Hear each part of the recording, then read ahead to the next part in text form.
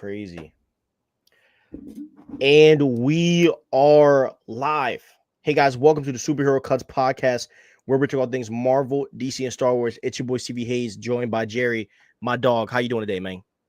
I'm good. You know, a couple things haven't went my way the past 24 hours. Mainly, I went to the bathroom at 3 a.m. last night, and I saw a cockroach, and I lost my cool. I killed it. It's the first time I actually. You say you saw one? Yeah, bro. I had one in my apartment. Boy, hold on. No, it's just fucking. Bro, I'm like freaking out. Yeah, I hate bugs. You have no idea. Same here, bro. My wife, the second she sees a bug, dude, she's ready to move out, dude. So I feel you. Yeah, I've gotten really good at killing them. My neighbors help me a lot, but the key is if you see a spider, you got to have the right spray. And you fucking that shit, bro. And with the cockroach, I didn't know if the spray was going to kill it. So I just took a Swiffer, my wet jet Swiffer. I put a pad on it, and bam, that yeah. Oh my gosh, man. Yeah. Well, I hope that doesn't happen again. Me too. I'm hoping I have time to watch Bourne Identity tonight because I'm craving some Jason Bourne. But how is everything in your world? I'm chilling, man. We here, bro. Last week was a great week. Not gonna talk about why, but it was a great week for us both. And we got so much news going on. TikTok is booming, Instagram's booming. I have nothing to complain about, dude. I mean, it's a great week. We have a James Bond video coming out tomorrow. I am in high spirits at the moment. Bro, literally everyone knows why we're in a good mood from yeah. So it's just a great time to be alive. I am ready to buy a house. Anyway, sorry, let's get right into let's get into let's get to this episode now. For some odd reason, Disney decided to drop this to the headliners. So Deadline reported this, and it shook up the internet. You and I talked about this. I know you saw how wild this was. So Star Wars new trilogy is in the works. It reportedly will be episodes 10 to 12 and will continue the Skywalker saga. Insiders has disputed that it will continue the Rey story. And Simon Kinberg is developing this story.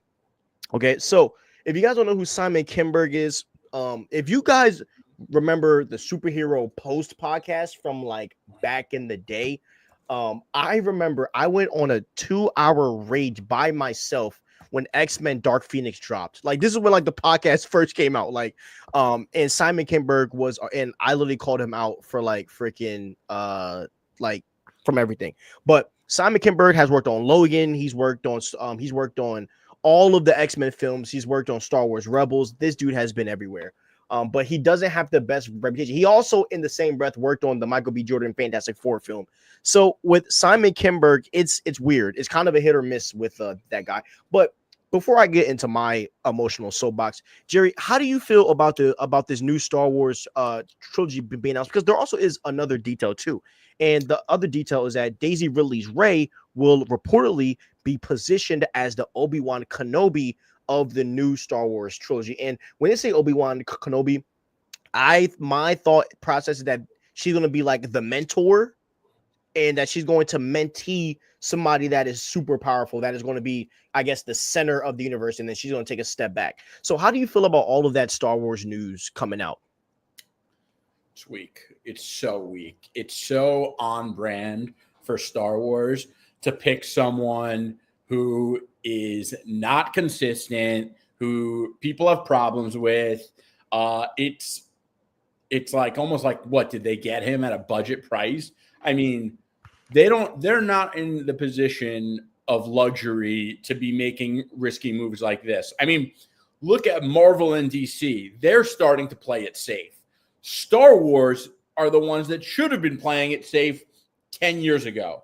This is crazy to me. I mean, I know they would never hire him because of the type of fans that ride for the shows like The Acolyte would lose their mind.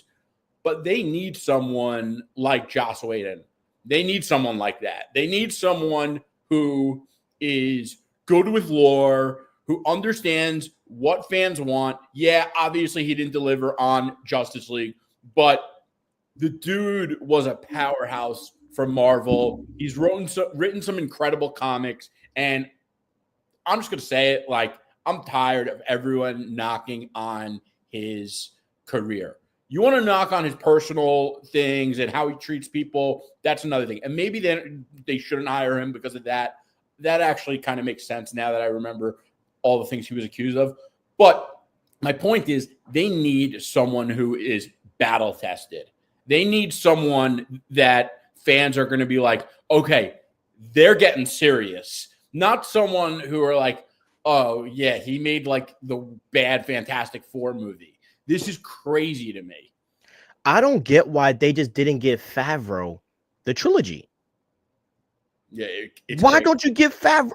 What, like, bro, they already have Favreau and them doing the Mando universe. Why don't you just pay him the money and say, after you're done these films, go do the trilogy? Because those guys understand Star Wars enough to do a good movie. Not to mention, he's the one that started the MCU. He did Iron Man 1. Why don't you freaking put Favreau in? Yeah.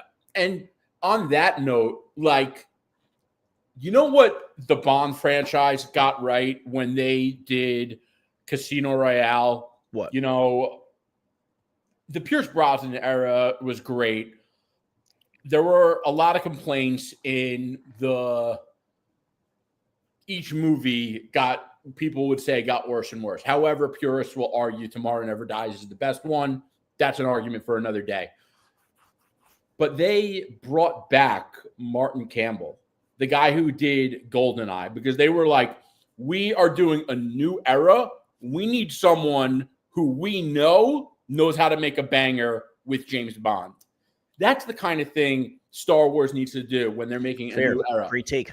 Unfortunately, they don't really have a director to go to who's like, oh, this guy knows how to make the first Star Wars movie in a trilogy a banger other than George Lucas. So the next best thing is someone like Jon Favreau or someone who understands lore and our culture and being accurate to the lore. There's a couple things that can't happen.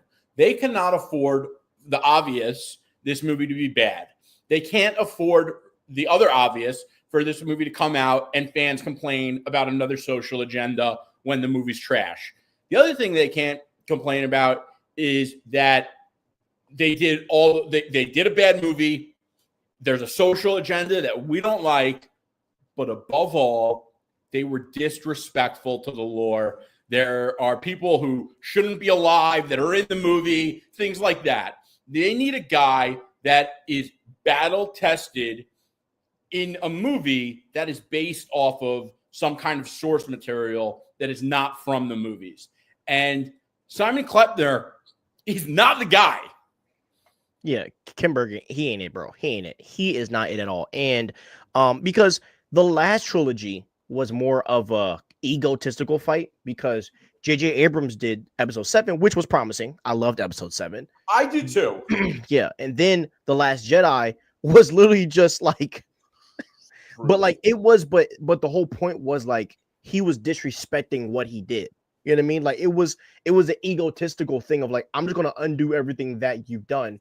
And then J.J. Abrams did The Rise of Skywalker as a FU to that movie. You know what I mean? And so like lore was not positioned. It was just an egotistical battle, which Jerry and I love an egotistical battle because, you know, we're not humble. But there we go. Yeah, right. I had to. But in the same breath, you can't sacrifice a cockfight to freaking destroy the Star Wars lore. And you know, and not to also mention, you know, Kathleen Kennedy's influence hasn't helped at all, you know, with these projects. And also, yes, by the way, Dave Filoni is going to be working on these projects. He works on every Star Wars project. That's why Dave Filoni working on it doesn't really faze me anymore, because he's been behind some trash too that's come out. Like Tales of the Sith was god awful. You know what I mean? And Dave Filoni and he's the one that signed off on that. He's the one that signed off on the freaking Acolyte too. So, you know, he isn't the you know, end all be all savior. He does know the lore, but for some reason he keeps signing off on a lot of this crap, that's been dropping. Also, shout out one of my favorite YouTubers, No Cap on God for Real. If you haven't seen it, you need to watch his video from the DNC.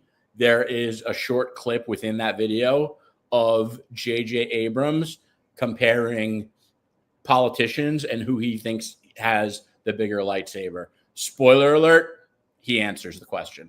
Okay, that is. Anyways, yeah, disgusting.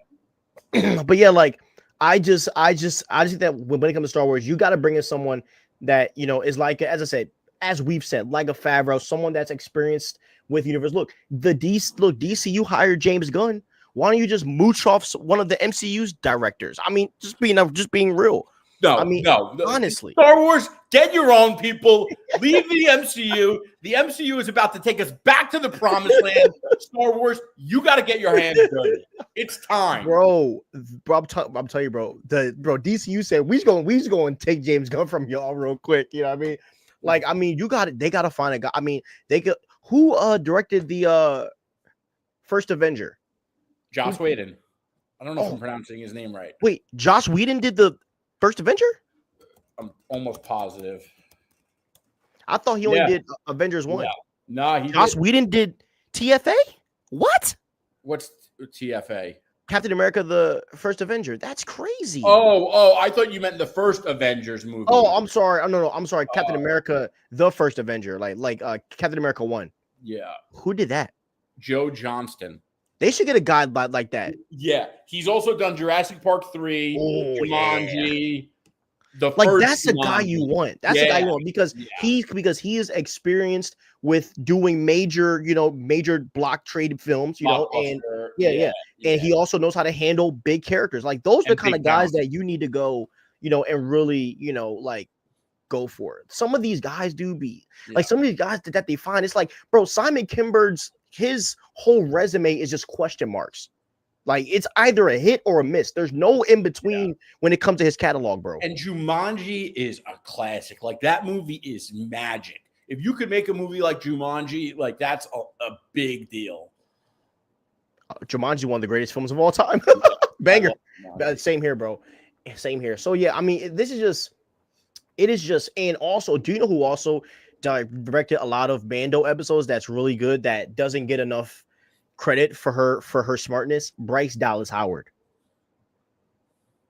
She's a great director. I think I know who she is. Yeah, she was in Jurassic World. Redhead. Oh yeah. But she did a lot of Mando episodes, bro. Like she looks like who? She looks exactly like Jessica Chastain. Yes, she does. Crazy. She does, bro.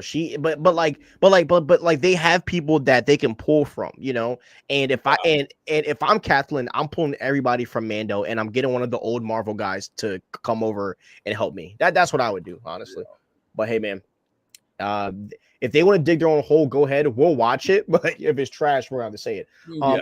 And with the plot of Rey being the mentor, it's hard to do that when the fans hate her. And it's so bad to this point where even if you course correct her in writing, I have a hard time believing that fans will even go to theaters knowing that she's in the movie.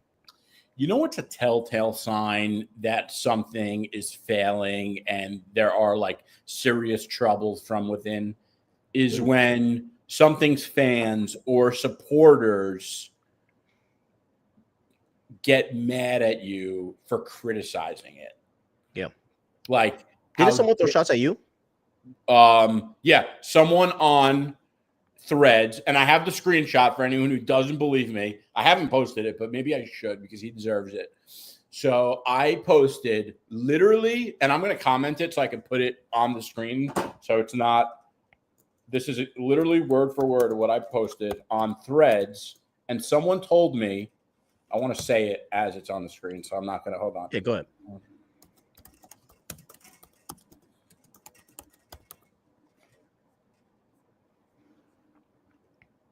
So I said this on Threads: Star Wars is greater than Disney Star Wars.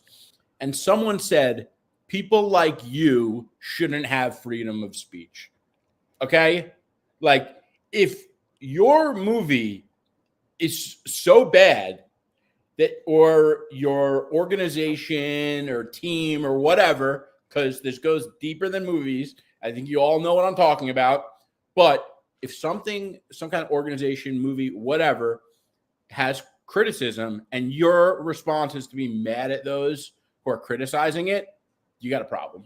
Yeah, exactly.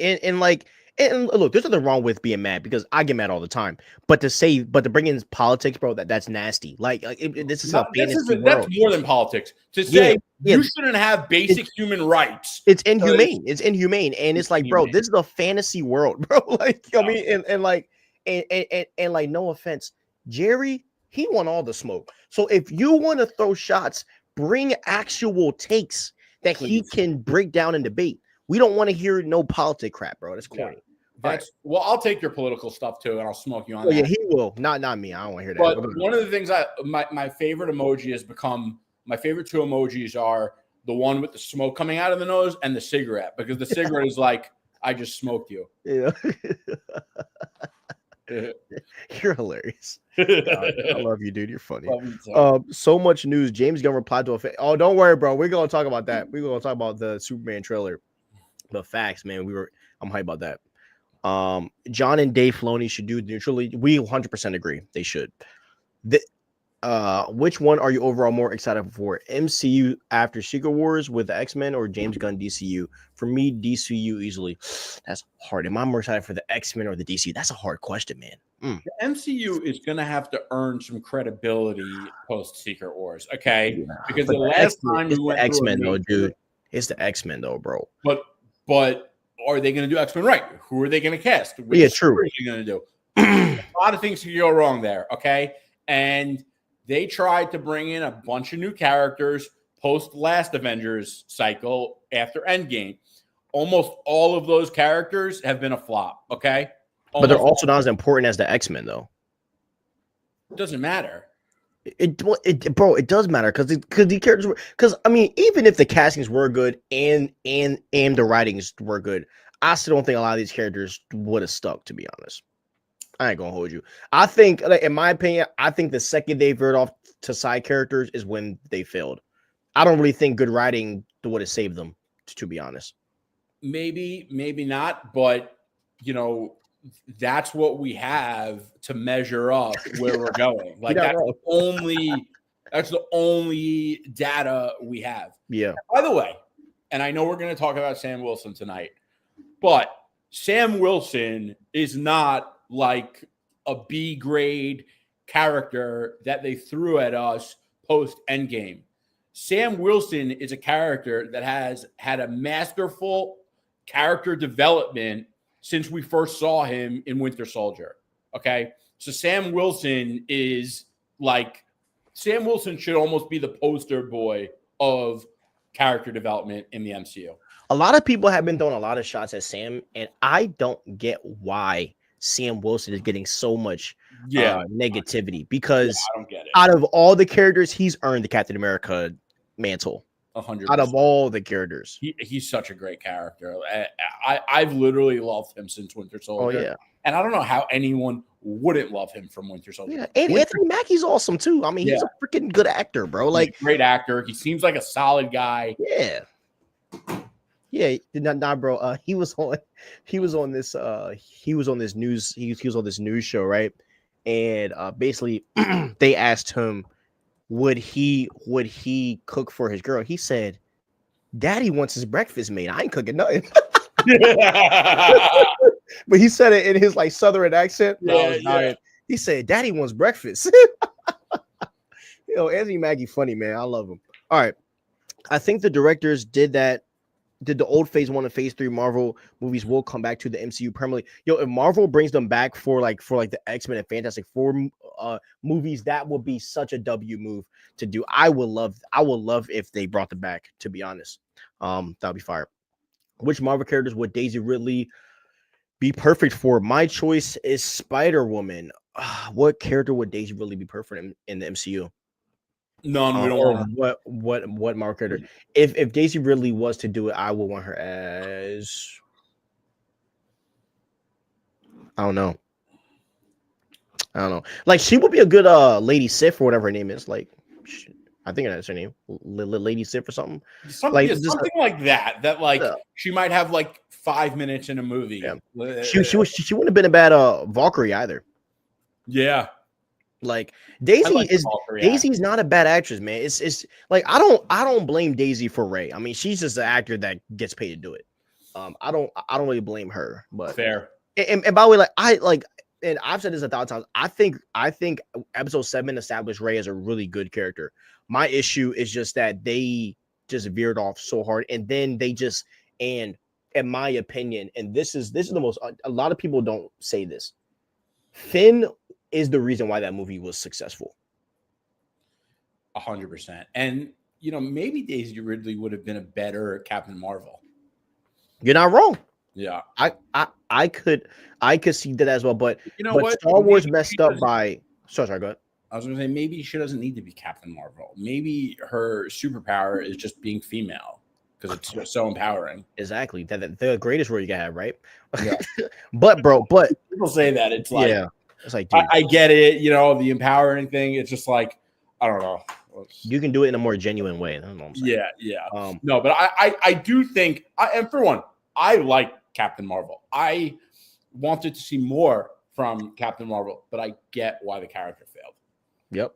Yeah, bro. I mean, and like back to Star Wars, though, like the one of the biggest failures of the sequels is putting Finn on the shelf and then macro focusing on Kylo and Rey's relationship in TLJ, because you could have had Finn right with Rey, and honestly, they should have let Rey go to the dark side and made Finn cling more to Luke Skywalker. Oh man, that would have been fire. See, and that would have been on brand for Star Wars. The perceived hero, prophet, turning to the dark side. That would have made her so much more interesting than, you're like Palpatine's. What was she, Palpatine's nephew or granddaughter? But said nephew.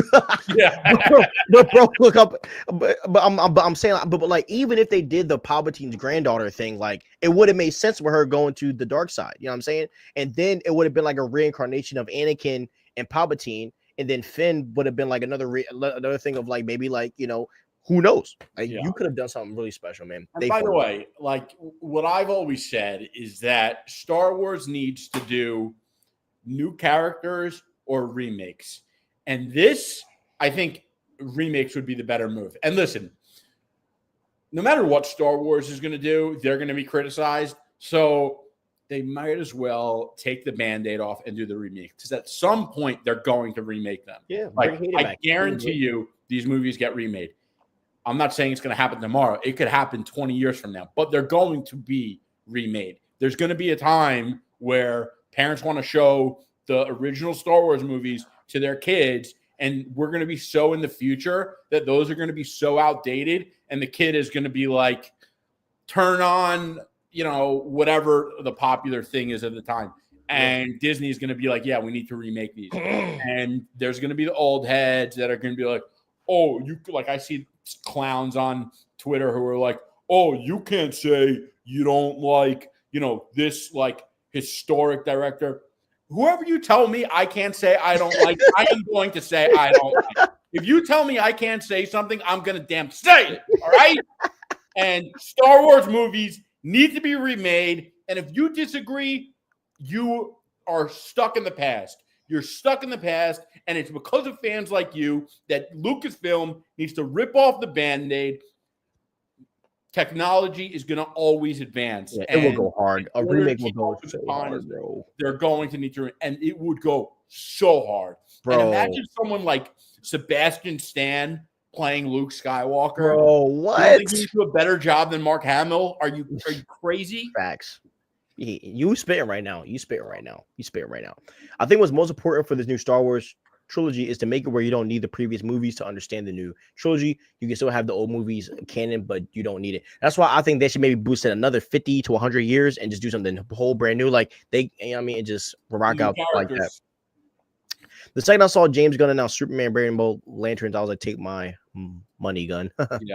Yeah, that Brave and Bold, man. Whew. Do you think I smart that Marvel will be doing Oh, do you think it is smart that Marvel will be doing a reboot after Avengers Secret Wars? I don't necessarily gonna think. I hate the word reboot, man. Same. I hate the word. It's a new era, and that's what I'm gonna say. It's gonna be a new era, and I am excited because it's not that Marvel hasn't felt like a comic book, but it really is now, because there's gonna be so many separate stories going on where you're gonna feel like you're in 3 different worlds, but they all coexist, which I'm pretty excited about. Do you I think all right, after this comment, I'm going to go back to the topics.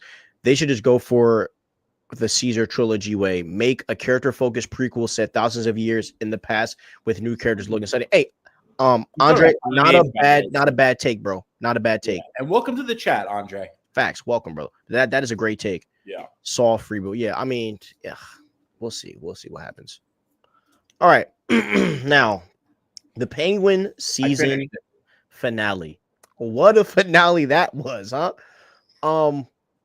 Spoiler alert, we're gonna spoil, and I want to go right to the ending. How do you feel about him killing Victor in the end? Okay, maybe I have fell asleep. I don't know if I saw that. You didn't see him kill Victor? Bro, no way. I thought I saw the whole thing, and then I Okay, so here's what happened, bro. So you know how his mom had a heart attack, right? Yes. So she's basically a vegetable, or she had a stroke. She's basically a vegetable. And so basically, he was like heartbroken. Yeah, I saw and that. then after that, him and Victor are kind of sitting on this thing, and it's making it look like, now that Sophia. By the way he got Sophia, bro, he did because killing her would have freed her, but instead he got her back in Arkham. Yeah, that was genius. That was genius. And he was like, bro, the way he vanished felt very Batman-like, huh? Didn't it? It was crazy. God. And then, okay, so anyways, so what happens with Victor is, so him and Victor are kind of sitting on a stool, and he puts his arm around him saying, "We are family," grabs his neck and says, "And that's why you got to die." And basically he tells him that Victor is his weakness and that he can't have a weakness.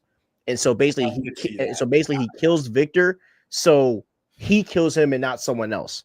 And what I love that this show constantly does is they make you feel for Oz. Then he does some stuff, but then he does something, and you're like, I gotta remember he's a villain. Yeah, you know what I mean? Yeah. And that he is a monster. And that was just how I felt, because the fact that his mom knew the whole time that he killed his brothers, Oz is really he's really a twisted dude, bro. Yeah, there's nothing redeemable about him, but the way that Colin Farrell does it, it makes him. And to be honest, it's the limp. It just makes you feel bad. But anyways, it's just a limp. And the way they had to do something savage like that, because at the end of the day, we are all going back to the theaters to see the Batman 2, and people got to be rooting for Batman, not for Oz. Yeah, and what a job they did of making him look like a pure douchebag by just choking his neck and literally, and the way he killed him. And the sad part was he's like, stop, and he just checks. And then obviously Sophia Falcone, she gets a letter from her half sister Selena Kyle. Oh yeah, that part I saw. That's crazy. And they about to run it up, and then the bat signal comes, and the episode ends. It's like, Penguin, it's time to pay for your sins, my brother. By the way, we didn't realize it at the time, but in the Batman, the scene when she was there's 2 scenes I'm pointing to. When she almost killed Mackenzie, and then she almost killed Falcone. Those were supposed to be foreshadowing scenes. Yeah. Because we are about to see Catwoman's villain arc. We kind of saw her amateur, juvenile arc in the Batman. She's going to be a villain in the Batman Part 2. And by the way, if anyone tries to say that Catwoman is an anti-hero because she isn't always a villain, you're out of your mind. You have no idea what you're talking about. She is in no way an anti-hero. Yeah. And they're maybe some crazy socialist loving person would be like, oh, it's a good thing that she steals from the rich. No, shut up. You're wrong. Turn your computer off. She's a bad guy. And also, I mean, Sophia, I don't think Sophia lost everything, but she lost a lot, man, because she burned up the house saying that she was going to be able to go. And I thought she was going to get away, dude. And the wild thing was when they were riding in the car, you saw how salty she was that he won. Like, she knew she lost, bro. Yeah. And for Oz, he was loving every bit of it, bro. It brings back old times, huh? I'm just sitting there like, hey, yo, Oz, bro, you are crazy, bro. And the setup for the Batman 2, bro, this is like the most perfect stuff. And then also, I also wanted to talk about something that I saw in the courtroom that Oz was in when he talked to the dude. There were owls on the wall.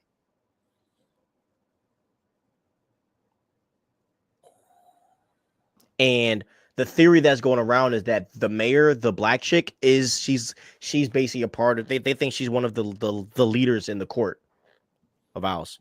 She is a Democrat. I had to. Oh my Jesus. You know, they did put the Court of Owls in the most recent Batman comic, the one that came out last week. They're bringing it back. Chip Zdarsky is totally going with Court of Owls for his last arc. And I know you're going to rewatch. I know you're going to rewatch it now that I said that. Yeah. If it's that clear, because I saw it clear. I mean, bro, I saw it clear as day. And I paused. I was like, what?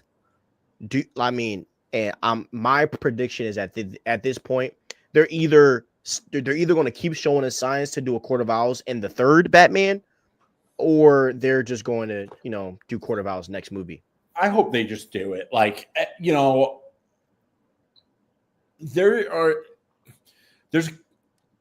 don't think anyone has a good reason for them to not do Court of Owls. I think that there are people who would rather see a different villain, and they're like, oh, they should do the Court of Owls in the third one. Like, they could just do the Joker, and like, that would be dope. The Joker is always dope. I know people think he's overused. There's a reason the Joker is the Joker, though. And I think that the Court of Owls would be perfect for Batman Part 2. I would be happy to have him in Part 3, but I don't think that we're going to get a movie that is going to build into the third villain in the second one. I don't think that's the kind of thing we're looking at here. They didn't really do that with the first one unless they're going to do the Joker, which it seems like they're not, based on James Gunn debunking the rumor about the Joker series and whatever. So, and also, like, we're about to get the DCU Batman. So I don't know. I just think if they want to do something, do it. Go for gold. Yeah. Give me Hush or Court. Give me Hush or the Court. Yep. I'll take either one, honestly. Yep. I'll take either one. And guess what? If they do Court of Owls, they could still do Hush in Part 3. If they do Hush, they could do Court of Owls in Part 3. I got to say, though, I think it would be weird for them to not do the Joker with having him have that scene. Maybe they shot themselves in the foot there. I'd be happy to see the Joker. I know a lot of people wouldn't, but I think that wouldn't be excited about it. But I do think once that movie came out, I think it would be fire and everyone would love it. From my TikTok, everybody wants it. That's interesting. Because like I was hating and they were like, yeah, like you tripping, bro. Yeah. They were like, you're stupid. They were like Barry Keoghan is like one of the greatest actors of this generation. He needs to do this. This is going to make him an A-list actor, which is true. The Joker is quite literally. It won't make him the A-lister. Yeah, and the Joker is not number 2. He is number 1 for the most iconic comic book villain. Period. There's no question. There's no debate. I'm not saying he's my favorite. He's one of my favorites.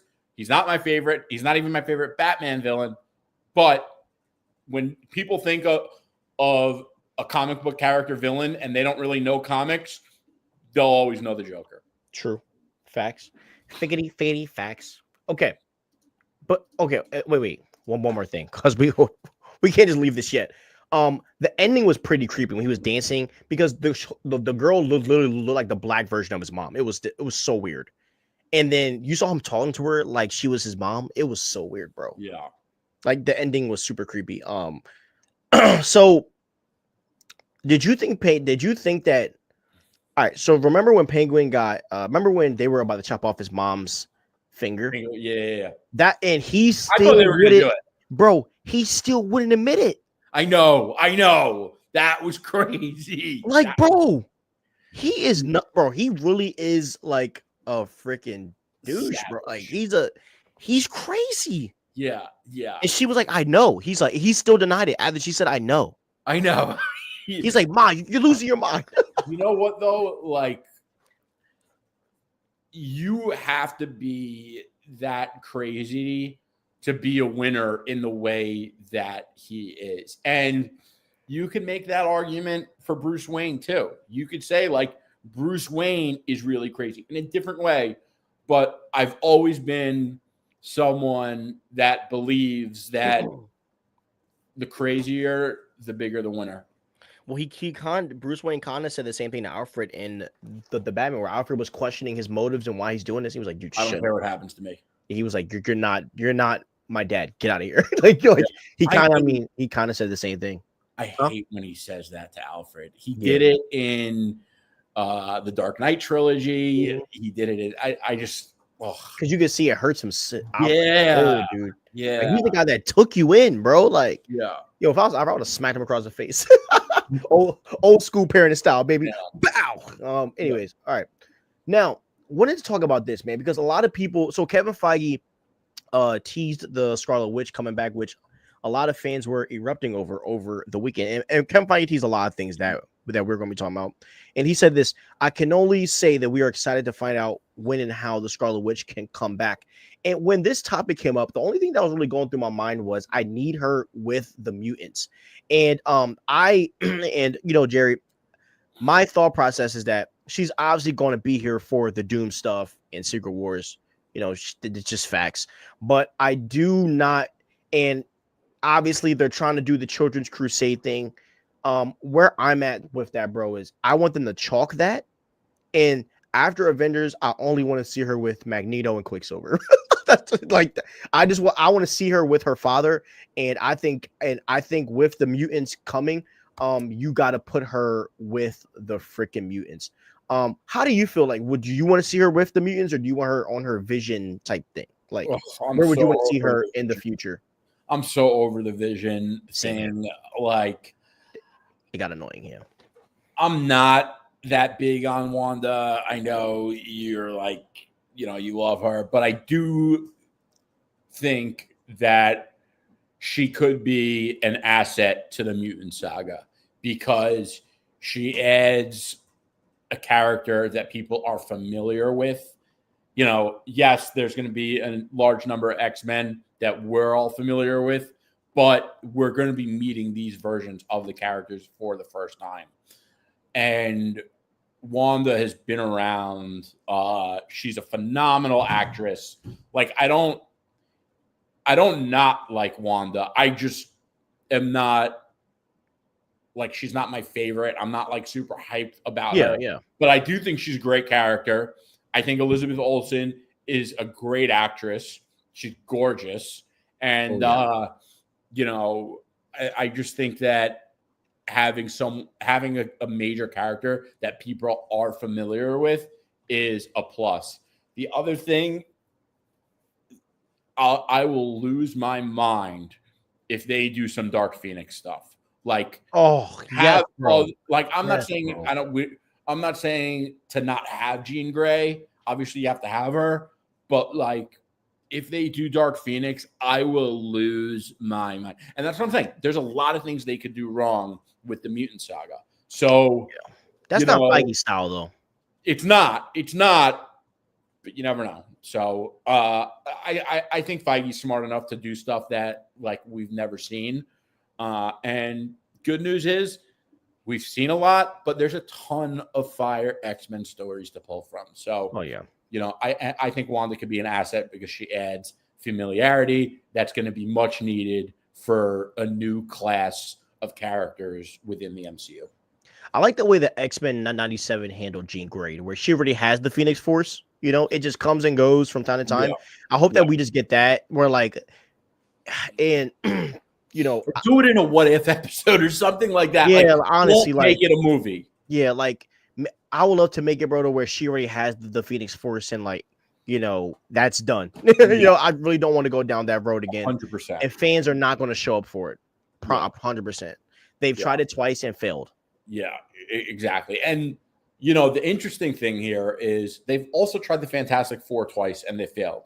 The difference is you have to have a Fantastic Four, and it's not they're a necessary team of characters.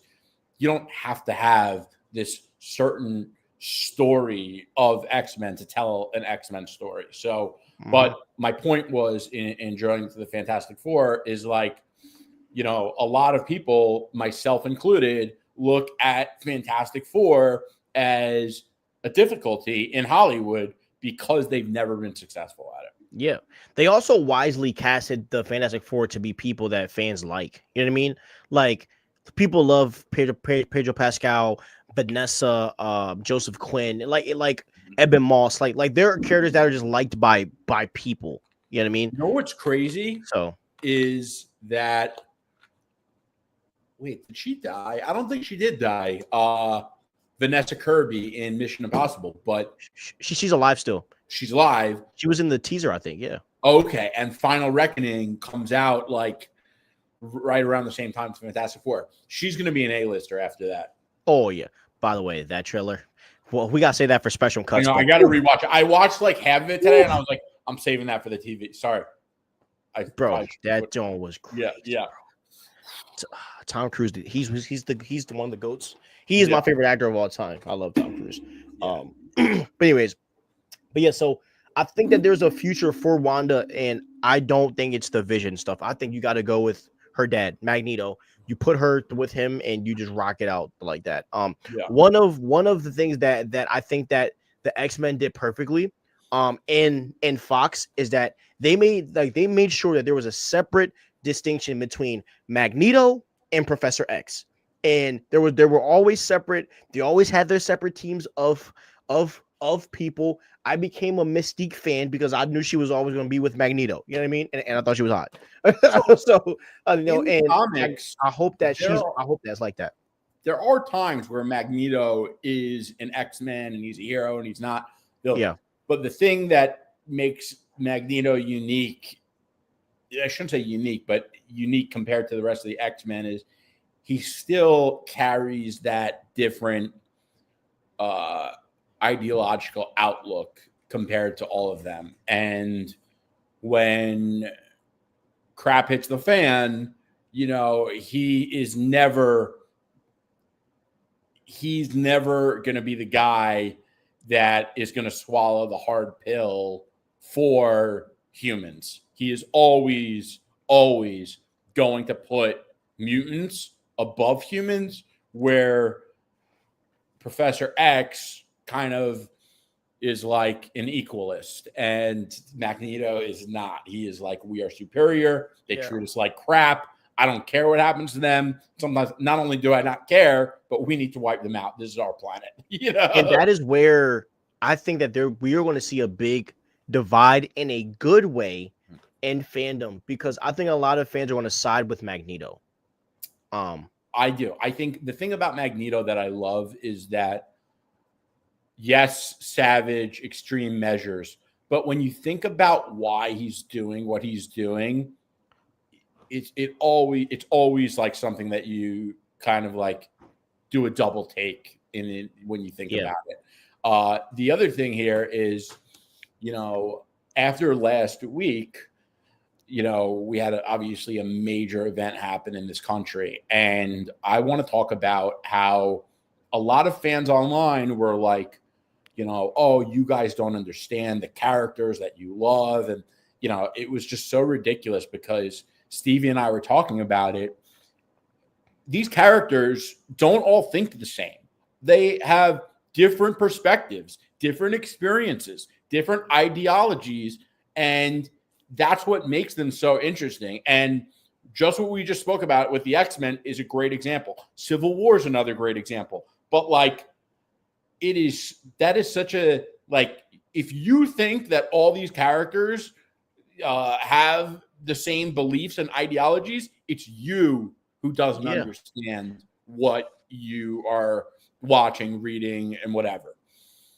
I mean, see, I mean, and just for an example, Steve Rogers is impacted by like darn near the American Revolution types. I mean, he is impacted by, you know, like the wars of the early country. Captain America is a part of the freedom of the Marvel USA, you know.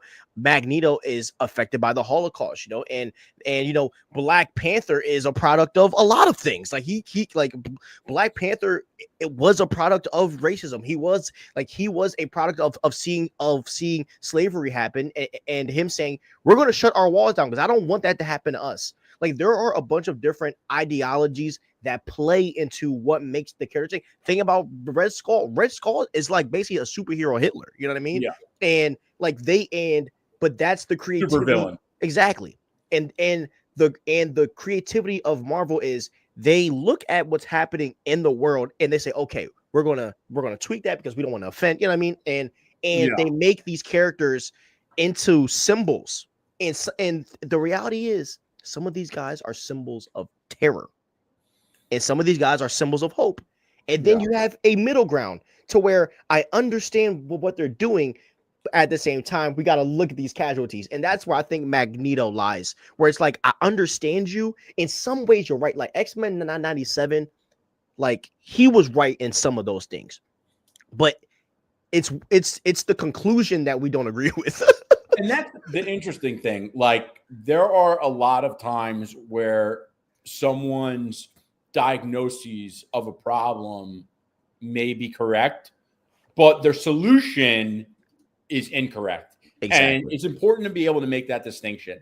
There's a lot of people that gain a lot of influence because they have the right diagnoses of problems, but then they have a solution that's like wicked, and people go along because they like the diagnoses.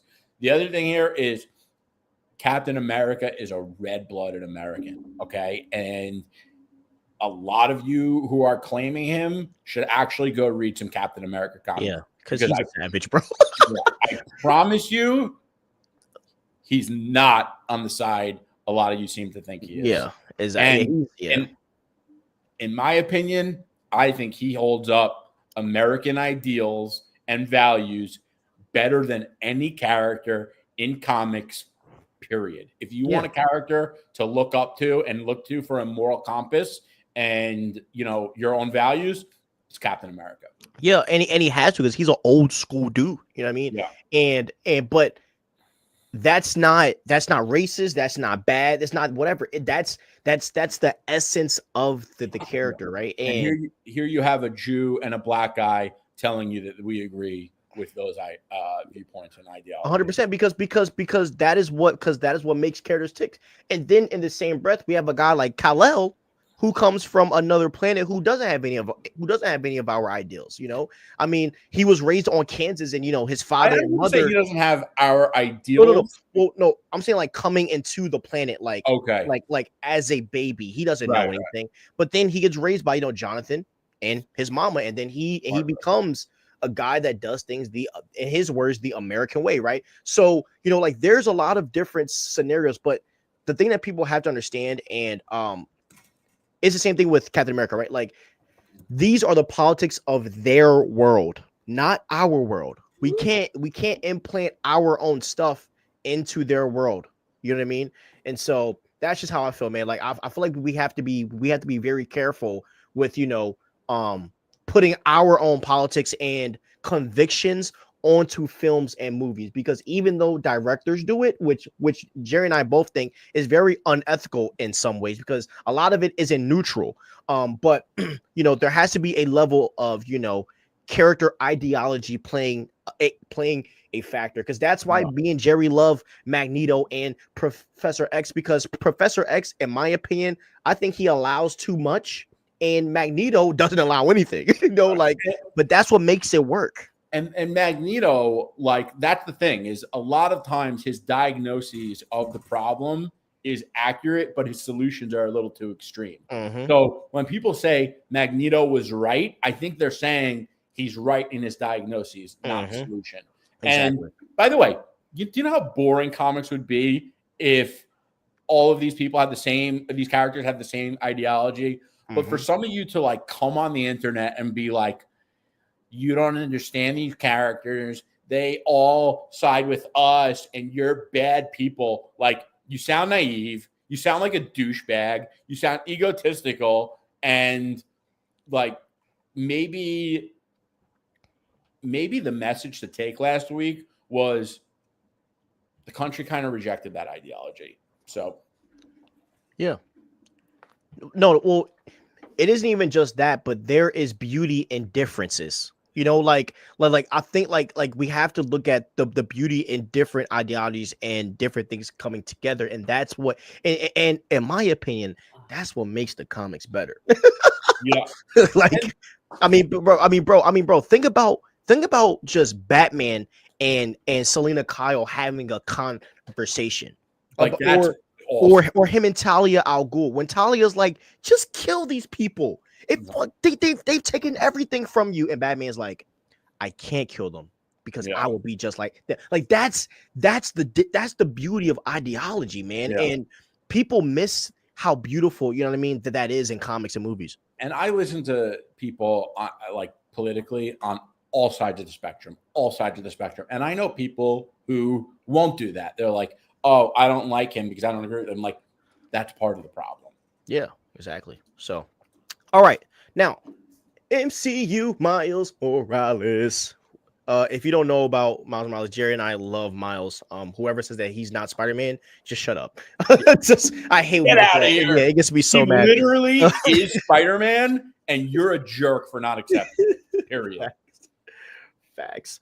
So Kevin Feige teases Miles Morales' MCU debut. Miles will appear in the third Spider-Verse, which is in production. I hope shortly after that he can enter the MCU in live action. So, bro, how did you feel when you first heard that news? Vindicated. Who called it? I mean, who called it? You doubted it. I called it. I'm not humble. I said this. You fought me so hard on it. You were like, you're crazy. Sony will never do it. I was like, and what did I say? It's important enough that Feige will make it happen. And you still said, no, it's not going to be that easy. I said, I never said it's going to be easy, but he's going to understand how imperative it is, and he's going to do what he needs to do to make it happen. And for those of you that don't know, the Miles Morales was originally an alternate universe character. And it was in Secret Wars that he crosses over into the main universe. So I think the perfect time to do it is in Secret Wars. And I've called it from day one. You're going to see Miles Morales first in Secret Wars in the MCU. Take it to the bank. You heard it here. Dude, if Miles pops up, you're going to, you might jump out your chair. Oh, bro, I will text you immediately. I will just write W. Dude, I'm going to be with you, bro. So don't worry. Yes. I'll be there. I'll be there for that one.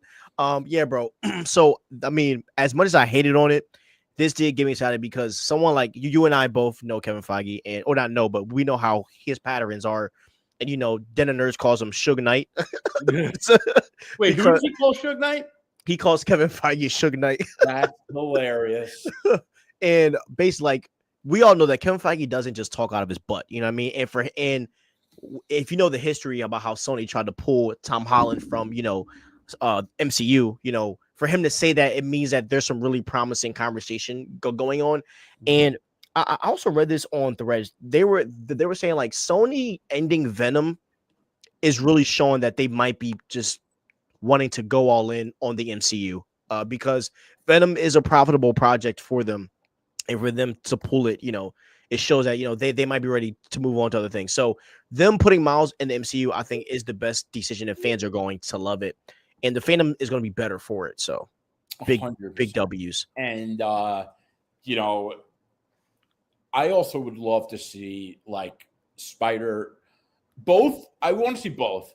I want to see Peter Parker Spider-Man movies. I want to see Miles Morales Spider-Man movies because they have different characters and different villains. And I think it's important to give Miles Morales his own live action movies as much as we all want to see and I think it's as important as much as we all want to see the New York Element Peter Parker Spider-Man movies, but I also want to see Spider-Man crossover movies. Like, they really could develop a full-out Spider-Man universe within the MCU. Yeah. And just imagine like freaking Miles and Peter pulling up to like the freaking Baxter freaking building, like just hang out with Reed. Like that's what I want. Like, you know what I mean? Like, or like they're just swinging and then Daredevil swings by, yo, what up? Like type stuff. Like it's that possible. You know, it's like anything's possible at this point. So, yeah, man, I'll be super excited. I hope that we get this, man. Okay, now this was weird. This was super weird. So Kevin Feige talked about Blade, and you and I have sounded off about this a lot. I think we've covered Blade more than anyone on the YouTube, just saying. So Kevin Feige said this: we are committed to Blade. We love the character, and we love the version that Mahershala has of him. I can say that the character will reach the MCU. So, as a person who was, you know, because I know you were pissed about it, because I know like we both were hyped for Blade when it first got announced. How do you feel about Kevin Feige saying that Mahershala is still sticking to the project and that there is some progress? Like, do you think that fans are kind of killed by it, or do you think that if the trailer is fire, like fans are just going to like forget about all the drama? Yeah, I don't think that this drama is like charged in any negative way, where drama a lot of the times can be, you know. So I don't see why this movie couldn't still work. Like, if there was drama that was political, sexual, racial, or something of that sort, like, that would be a problem. But that's not the case. The drama is just that, like, there are obvious creative differences, and it's been going on for a really long time. And it seems to be, it's like ridiculous, but that doesn't mean this movie can't come out and still be awesome. I 100% agree. I think that this movie is going to still do numbers. Blade is just Blade. I mean, and I think Mahershala Ali is a great actor, and I think he's going to do a great job as Blade. And I'm happy that he's still, you know, stuck on to do this film. But they're honestly lucky, because with Avengers, Doomsday, and Secret Wars, and Spider-Man, and Fantastic Four, and all this stuff, fans are just going to forget Blade exists. Yeah. So, I mean, to be honest, because next year is going to be probably the biggest year for Marvel since Endgame year. So, like, this is going to be a big year for Marvel, bro. Yeah. Like, oh my God, they're going to make so much money, bro. Like, and just the thing with all the movies, they're dropping Daredevil. Like, yeah, it's like, yeah, it's so like what is going on, you know?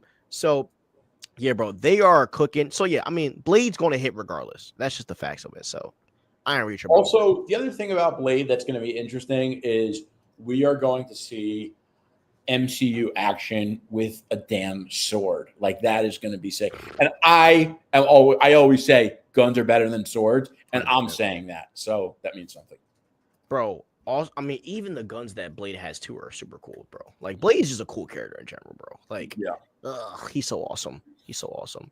I'm really excited for this Blade film, bro. Like, and Mahershala looks so much like Wesley Snipes. It's gonna be scary. Like, they look just alike. They really do. Yeah, they resemble each other a lot. It would be funny if like Wesley Snipes is just like a random character. That would be funny if they just troll him. That would be funny. Yeah. But he even said it. There's only one Blade. Yeah. I know Mahershala was mad. He was like, man, screw yo, he was definitely pissed. Oh yeah. He had to be mad about that. And you know Wesley Snipes did that on purpose. But here's the funny thing. In real life, Wesley Snipes will beat the crap out of him. Bro, Wesley Snipes is like I think it's like a black belt or something, bro. Yeah. He's a fighter for real. I didn't know that. Yeah, bro. He's a really, like, he's actually a fighter. Wow. Because Wesley Snipes and Joe Rogan were going to fight like an organized fight, like years ago, decades ago. Okay, let's see what they say. I feel disgusted and angry as heck towards Oz. Yeah, bro. People were crashing out on X-Men. Magneto and Scarlet Witch, facts. Daniel Craig as Magneto and Scarlet and Elizabeth Olsen as Scarlet Witch. Their chemistry, oh my God. Craig as Magneto. Sign me up. Yeah. The heck. Sick. The Russo bros are key for the X-Men. I would love that if they did the X-Men. Me too. Spider-Gwen in the MCU as well as no. No, I mean, if you want to add her, cool, but I'm not really pressed over. The thing is, she's a great character and she would sell, but I don't think it's the time for it. Focus on Miles first. Don't share his spotlight, and maybe Gwen down the line. Do you know what would sell is if they did a Gwen animated series with the Spider-Verse style? I think that would probably do better. Oh, that would go hard. Yeah, she's a really big character. And you could put all the other Spider-Verse characters in there since Miles is going to be in the live action. Yeah. By the way, Spider-Verse 3 is going to be such a sad movie because we all know his pops is like going to check. Man, that's going to be such a sad film. Yeah. I like Blade, but Blade is someone you can introduce post Secret Wars. I don't understand why there are so many people complaining as if he's like T'Challa level important. Thank you, Hunger Almighty. You're speaking facts. That's who we need, T'Challa. Yeah, it's almost like the people that freak out and demand everything. Don't recast T'Challa. What's the other one that they always say that I hate? Don't recast. Oh, Mr. Freeze. It's like you have no idea what you're talking about, or you're another clown on the internet that bites my content and thinks all superheroes have the exact same ideology. Bro, Mr. Freeze, this is you never fell. You never fell to this Mr. Freeze. I love it. You know what the one cool thing about Mr. Freeze is? The one cool thing is his voice. His voice sounds like someone from like the 1950s. Like every time. He does in the video games, and that's cool. But like, I do think that people think Mr. Freeze is cool because he has a suit. But like, when you think about the suit, it's stupid. I mean, the whole character is so. Yeah, I think he corny, bro. He corny. Oh, I'm Mr. Freeze. I'm going to freeze you, and you're going to be told, like, shut up, get out of here. If you think Mr. Freeze is a good villain, turn off your computer. Bro said, I'm going to freeze you. And also, bro, with Blade, vampires always sell. That's just a fact. Vampires always sell. That's just there's a crowd out there that loves that kind of stuff. And man, the glazing of the Midnight Suns is also crazy. Because I swear to you, I've never heard nobody talk about the Midnight. I know, bro. Literally, never. And they are cool. They are cool. Like no doubt. But like everybody acts like they like been talking about it since the MCU started. I never heard a word of it. And Sentry, it's like, oh my god. And now there are the people that only read comics based on movies. So like, they'll think that Carnage carries the comic book industry, and they'll say things like, oh yeah, Mr. Freeze is a great character. But if you read comics, you know that you barely see Mr. Freeze because the creators know that he's a shitty fucking character. Do you know what also is crazy, bro? Kevin Feige could have introduced like Ghost Rider, bro. But you introduce a freaking Agatha. Sorry, topic for another day. I'm sorry. Like Ghost Rider, like if you want to do a Mephisto story, why don't you do Ghost Rider? He's way cooler, bro. Like, and the spectacle for Ghost Rider, that would be crazy on an MCU screen. Bro, you could have done Ghost Rider. Like, it's just like, bro, it's simple. Apples and oranges, man. Apples and oranges. I like Mr. Freeze though and think he looks cool. There's only one. Hold on, I'm gonna show you. But like that's why I think people who don't really read comics want Mr. Freeze. I think they're like, oh, his suit looks cool. This is the only cool Mr. Freeze design. Like, hold on, I'm pulling it up. I gotta find it. Frick. Where, bro? If you change the colors on Mr. Freeze's animated suit, you could turn him into Condiment King. Okay, bro. Did you hear what James Gunn said about that? What? He said that if Matt Reeves wanted to do a Condiment King, he would financially back him in doing it. That's great. I'm not sure if he was like trolling or not, but that was hilarious. I would prefer Condiment King over Mr. Freeze. Just gonna say it. Hold on. All right, here we go. This is my Condiment King is supposed to be a joke. Mr. Freeze isn't. This is my favorite Mr. Freeze look right here. I think that's the dopest look that they've done so far. All the other ones, I can't. Like, I can't do the goggles. The goggles drive me crazy, dude. I can't. The goggles drive me nuts. Yeah, he's just so funny. But this is fire. But it's because like, oh, he looks cool. I like the spiked head thing and the red eyes. It just looks. The dope. Spiked head concept is cool, but it doesn't look cool there. Nah, I think this is dope. But yeah, this is the only Mr. Freeze design that I would cape for. And Mr. Freeze is a corny name, by the way. Like Mr. Freeze. That's the name of the guy. I mean, seriously. And you know what? It's ironic because Captain Cold is also a terrible name. Captain Cold's dope though. I like Captain Cold is actually a good character. That's the difference. Yep. But it's Captain Cold is awesome. Captain Cold. I was trying to see if I could find this Court of Owls thing while I'm looking on the internet, but it's not popping up. But Miss Freeze corny.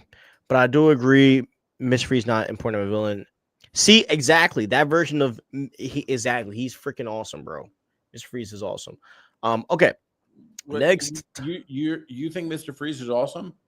That version of Mr. Freeze was awesome. Which version? Yo, I will pull up there gotta be a freaking YouTube clip.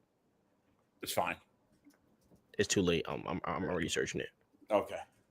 Animated. Let me see if it pops up. And well, guys, we're not going to see it because all that's popping up is the freaking the Batman animated series Freeze, and I'm not going through all those videos. The director of Alien Romulus doing an MCU Midnight Suns movie. OMG. No, Sam Raimi doing a Midnight Suns movie. OMG. That's what you do. Is Sam Raimi. I don't think Sam Raimi would kill it, but apparently Sam Raimi's doing Doctor Strange 3, so we'll have to see what happens. By the way, Sam Raimi is going to kill that. He's going to do such a great job. He got dealt the worst cards for Doctor Strange Multiverse of Madness, and I love that film, but he got done dirty, bro. He got done dirty. And also, with Joss Whedon Justice League, I don't get why people are mad at him because, okay, he might have been a piece of crap, but he got dealt like last second cards too. Just saying. Yeah. He just didn't. But Snyder fans are convinced that he was trying to sabotage DC. No, I think that was Joss Whedon's FU to the industry because he was like, "You guys just threw me in here thinking that I was going to save you. No, I'm gonna just give you crap." That's what I think it was. Like, I think it was him saying like you're going to fail. You know what I mean? I feel like it was a shot. I don't know. I think they paid him a lot of money. I don't think that he was going to. Bro, do you know what that could do to your professional reputation? But he did it. I don't think it was intentional. Look at that pot. You think he made that pile of trash? Yeah. I think he agreed to an awful job, and and most of the movie was already filmed, so it's like, what do you do? Not on him. I know you didn't like the word reboot, but without a reboot, how do you expect Wanda to have a mutant Magneto connection? By the way, real quick on the Joss Whedon thing, he kind of saved Zack Snyder because if that movie came out and it had Zack Snyder's name on it, it would have killed him. Like, you mean his whole career? I don't think his fan base would be as passionate for him. That is true. So I know you didn't like the word reboot, but without a reboot, how do you expect Wanda to have a mutant Magneto connection? Give me something about that. Well, I mean, obviously the multiverse plays a role in that, but multiverse can't be everything. But the multiverse is going to be the reason why the MCU is going to be together, or why everyone's going to be there. We don't know that. And bro, it's a multiversal saga. What are you talking about? Oh, no, this is going to be the mutant saga. Huh? I said, no. I said multiversal saga. Like, I'm saying the way that everybody's going to come together is from the multiversal saga. Like, that's going to set up this new saga of heroes. Yeah, but that's going to make... Wait a minute. First of all, in the MCU, did they establish that Magneto is not her father? I don't think they did. No. Because in WandaVision, we looked back in time, and I'm pretty sure they said she was adopted. I'm going to find out. Hold on. I don't know. I don't think the multiverse could change someone's parentage. Yeah. Yeah. Yeah, I mean, there would have to be some type of reset. You know what I mean? There had to be some type of reset. I didn't like the word reboot. Hungry Almighty, I like the word reset better than reboot. Because I feel like with like reboot, it means that you're just like starting everything over from scratch. And I don't feel like Marvel's starting everything over from oh my gosh, from scratch. I remember when Snyder fans were saying Gunn was hired by Marvel to take down DC. Oh my god, that is a wild take, bro. Like, what is this? Like, bro, people think this is like a Mission Impossible episode, bro. They pretty much established why they're Wanda's father, unless they. I mean, hey, they could retcon it. Why not use the mighty retcon? Shoot, I would. Just saying, I would retcon it, but hey, it's probably gonna be a reset where that's her dad. Who knows? So in the MCU, it's been depicted different than the comic books. In Age of Ultron, it's established that Wanda and her twin brother were born to unnamed parents in Sokovia and were orphaned during a bombing. I forgot about that. They could finesse it somehow. Who knows? But we'll see what happens. We're gonna have to. Yeah. All right, now another win for us because we both said this. And now we can finally bash this. Yo, a lot of people We're finally getting a W. Yeah, screw you. But the thing is, bro, is that when we first said this on TikTok, we were getting doubted on TikTok about this, and they're like, no, they're going to focus on the Fantastic Four. The mutants can't coexist with the Fantastic Four. I remember that clear as day, and I was like, are you dumb? They're both going to coexist, you idiot. We're talking to people who want Mr. Freeze to be the villain. Yeah, bro. So Kevin Feige says that the X-Men will be important to the MCU after the events of Avengers Secret Wars. So Jerry, how do you feel about like just Kevin Feige making it finally official that this is the road that he's going to take? I think it's good because we need more strong characters, and who better than the X-Men? And I would argue that the X-Men in comics have the largest, most passionate fan base out of any other group of characters. It's like, 100%. I mean, you go into the Marvel section of a comic book store on new releases, and half the entire shelf are mutant books. It's crazy. And I mean, on Twitter, like, or X, sorry, we're going to call it X, respect to Elon.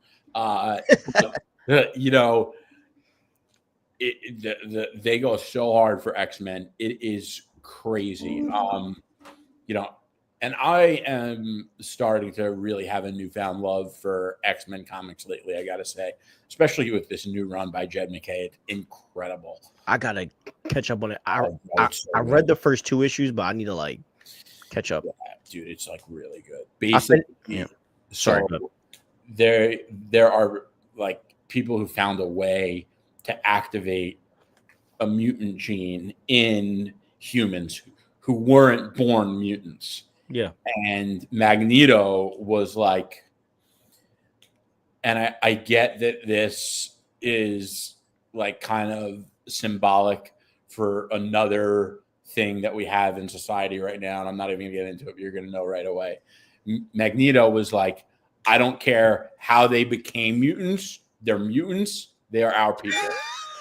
You know exactly what I'm talking about.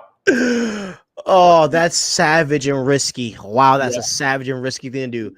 I like it though. I like it. I respect it. That's fire. It's a really, really cool. And you got to read it. You got to read it. Wait, off topic. And Uncanny X-Men is fire too. Off topic. Did you read Absolute Superman yet or no? I did. Okay, I'm gonna add that to the docket because I really want to hear your view on that. But real quick, and please don't go into it. Did you like it? I thought it was good. I didn't think it was like it wasn't absolute Batman by any means. Yeah, it is a little gassed up by people, but the suit is fire. All right, sorry. Back to the X-Men. Look, guys, this is how I feel about the X-Men. You cannot fumble any casting. You can't fumble any costume. You can't fumble any plot. This movie has to be darn near perfect, because it's been so bad in the past. And the fact that the MCU is taking on these characters, sorry, Kevin Feige, but you have a bigger expectation than you have a bigger expectation than a lot of other people. And that's just the fact. Because the MCU has been very good with redoing characters and giving them new looks. Wolverine was kind of a look into a new character, and you did great with that. But you have Hugh Jackman, who is a legendary actor, and he did a lot of the work. So you can't look. I'm going to be honest, Marvel Studios. You can't win us over with quippy comedy. You can't win us over with action because we expect those to already be there and to be good. We need real captivating stories. That is what is going to make the X-Men great. And I would even say that they need, and Jerry, I think they need to dig deeper into these plots, and Marvel needs to with the X-Men, I really want them to focus on the ideologies of these characters.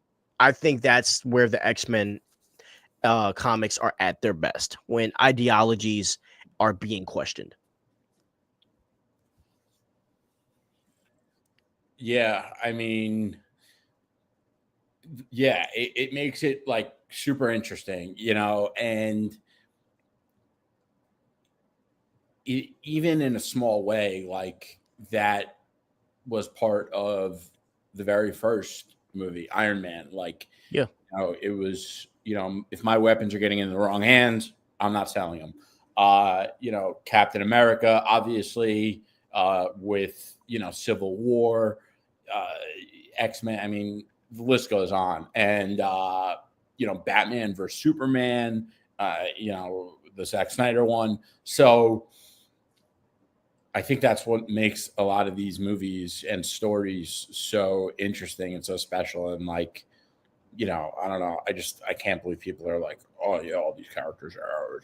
So ridiculous. But like, honestly, bro, we might get the best version of the MCU because we go to Spider-Man, bro. We're getting a dude swinging through New York, chilling. You know what I mean? Like, yeah. And then we're going to go to freaking the X-Men. It's going to be an ideology just bonanza of just ideas and stuff. And then we're going to go to freaking Daredevil, and we're going to see a lawyer that's, cracking down on the freaking law and trying to help people. But at the same time, he's a freaking killing machine at night. Like, there's a lot of different just things that we are going to see in different types of characters. Yeah. So and then the Fantastic Four, just an intellectual group of people.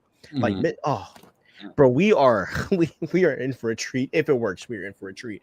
And Jerry, the best scenario is this, bro.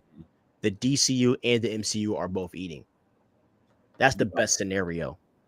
Because then imagine we get four films a year. Like, bro, imagine we get an X-Men film, a Fantastic Four film, and then like a Batman film, like a freaking Superman film in the same year. How crazy would that be?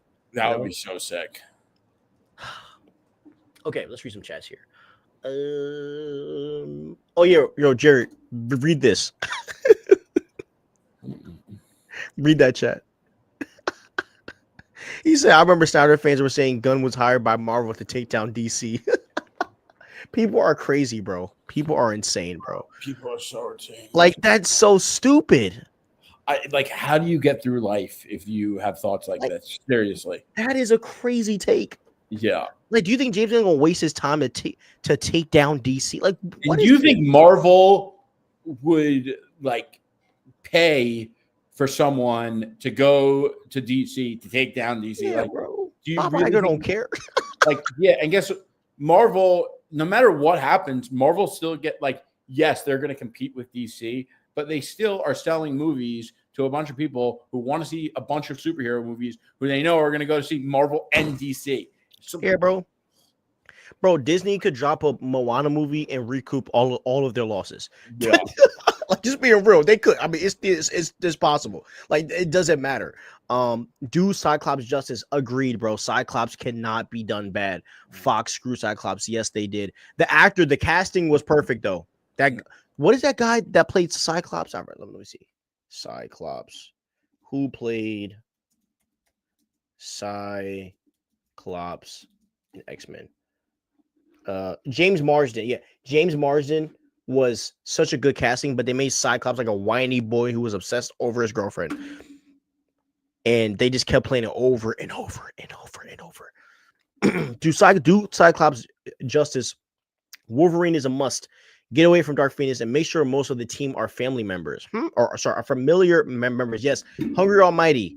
I want Nightcrawler is my favorite X-Men. Do you want Nightcrawler to be starting out on the team? Because I do. I love Nightcrawler. Russo Bros doing X-Men perfect. That would be awesome. If you ever watch the show Wolverine and the X-Men, love that show, by the way. Jean already died, and they stayed away from the Dark Phoenix and had Emma replace Jean. I think something similar to that could work for the MCU. Hey, Hunger Almighty, you are cooking, bro. I agree. I think Emma Frost will be perfect for this season of X-Men. I don't want to see Jean Grey. And if they do, as we said earlier in the episode, like just make the Phoenix just something that's there. Don't really go too crazy on it. Do Cyclops justice. Hey, Enzo, I agree, bro. Facts. We got to, bro. Avengers, X-Men, Fantastic Four, and Spider-Man. I don't see Marvel passing up the opportunity to have that, which is why I believe the soft reboot might be true. True. Exactly. They all have to be in the same universe. I just call it a reset, but hey, it's just words. It's a reboot. It's whatever. Yes, absolutely. Nightcrawler. He's my third favorite member behind Wolverine and Gambit. So yeah, bro, Nightcrawler is so freaking awesome. And hopefully he gets the swords. That'll be the most fun. So yeah. And so Hunger Almighty, Gambit has grown on me over time. I wasn't the biggest Gambit fan growing up. I just didn't like I was just never a fan of cards, honestly. I feel like I always sucked at cards, so I was never a fan of cards. But Gambit has grown on me over time. He has grown on me over time. Gambit is a cool character. I don't really like that. So I had a thread go viral about Channing Tatum's Gambit. Like, listen, I like Gambit. Gambit's a cool character. He got a lot of shine this past year because of X-Men 97 and Deadpool and Wolverine. The problem with Deadpool and Wolverine was it was like a parody of Gambit, and people didn't get that it was a joke. I had a thread go viral. I was like, I want to find it. I'm gonna have to scroll through it. But the basis of it was like, it was fun for the movie, but we don't need to see more of it. The accent was a joke, and people were like, "Oh, he had the accent perfect." I'm like, they literally said in the movie, like, Deadpool made a joke about it. He said it's terrible. Yeah, he was like, "Who is your accent coach?" And people were like, "Oh no, that was a compliment." I'm like, "Bro, you are crazy." And like, these are the people that are trying to tell Marvel and DC what they should be doing. It's crazy. So remember, when you have a good idea and you're like posting it on the internet, you're competing with people who don't understand that Gambit and Deadpool and Wolverine was a joke. Yeah. And that is why I always say we would be better off as a whole if they never listen to the fans. And if that includes us, so be it. Because the BS noise out there from people who couldn't understand that Gambit was a joke in Deadpool Wolverine, for every smart guy like me, there's 20 of those out there, okay? But and look, right, Channing Tatum would play a good Gambit. Like, seriously, he would. But he's old. He's old, and I think Channing Tatum I think he would be a great Gambit. I think he's good for comedy movies and roles. I don't think he is a superhero actor. I just don't. I think he would be perfect as Gambit. With that being said, he's old, man. You gotta get a younger guy in there to play Gambit. No actors come to mind, but yeah, no actor comes to my mind now. But you got to get a younger guy to play Gambit. Like, I know, and I think Ryan Reynolds said Marvel's toying around with the idea of Channing Tatum Gambit. He's too old, man. Go for a younger character. Mark Strong as Professor X. Mark Strong. I like that. I like him. That's the dude from Kingsman, right? Yeah, and he also played Carmine Falcone in Oz. He's also in Dune. He's in that Dune show, right? Is he? By the way, they said Dune Prophecy is trash. Really? It got a 5 on what's called it. If you say that again, I don't care. Yeah, but I'm waiting for Culture Nerds review. I saw someone say IGN gave the Batman a 5 out of 10. I think they did, because I think I crashed out over that. Is it IGN who gave Dune Prophecy a 5? No, it was a film enthusiast or something like that. One of the film pages gave it a 5 out of 10, and they said it was garbage. But do you know who I've been using lately for my ratings? Who? Culture Nerd. because I know that because like I trust Taylor because he has a similar view like as us. So like I know if he likes it, I will. I respect that. I actually should start looking. I didn't realize he does reviews. Yeah, so he saw Gladiator 2 like early, and he gave it a 9, I think. Or, wow. I think he gave it a 9, and I was like, okay, like, and then I read his comment. And I was like, okay, like he watched, like, bro, Taylor watches stuff the way that we do. You know what I mean? So like, I've been using him because I used him for the Joker. No, I think he liked the Joker. I think I forget, but yeah, I've been looking at his stuff. But by the way, follow the Culture Nerd on Instagram. Great channel. Yeah. Great page. Even though Facts. Even though Gambit is my favorite. But before he was a friend, we were just fans of his. Like, his stuff is really actually legit. We're not just saying that he's a friend. His content is awesome. Check it out. Yeah, he's cool. Even though Gambit is my second favorite member, I do believe people online, had a burp, overhype him though. Like I'm a genuine Kyle Rayner Green Lantern fan, but I can admit online I see a lot of people overhyping Kyle. Exactly, bro. Exactly. Like you can be a fan of someone and not have to gas him up to be like the greatest thing since sliced bread. Yeah, and that's what people like don't understand. And like it's so funny because the Acolyte fans, you could say like, I didn't like the costume. Oh my God, you're like the worst person ever. Exactly, bro. I mean, guys, the same way Jerry thinks that Christian Bale is the best Batman, and it's just not true. Bro, that is such a wild take. And have you watched Vice? I think you asked me this, right? Yeah. Well, you asked me the other day about like something historical. I'm not going to say exactly what you asked, but you remember what you asked. And I said, "Oh no, you told me to watch this. I did not watch Vice." So but I know that is it Steve Carell? Is the second greatest actor in history. No, but isn't Steve Carell in that movie? No, so that's another movie that. Wait a minute, you're talking about The Big Short. So Christian Bale played Michael Burry in The Big Short, which was an incredible movie. And if you don't know who Michael Burry is, he's a weirdo, but he's the old dude, right? No.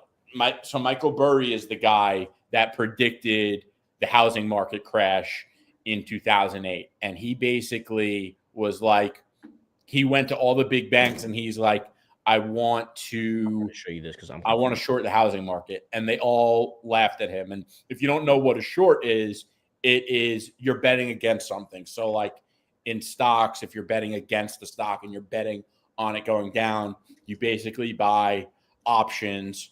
And if the stock doesn't go down, you have to pay the price when it was high. So like he was also on Vice too, bro. He was Donald Rumsfeld. Yeah, that's what I'm saying. Christian. So, Steve Carell. Yes, Steve Carell was one of the guys. But Michael Burry is the guy, and he went to all the big banks, and they were all like, "We don't even have a way to accept this trade, but you're out of your mind. You're going to lose all your money." And he's like, "Okay, so take it." And they were like, "Okay." That's so dumb. Why would you say that? He leaves the room. They all laugh at him. And then the owner of the fund that he worked for was like, "Michael, you better be right here because I'm about to lose everything." And Michael's like a weirdo. And he's just like, "Just trust me. Like, got it."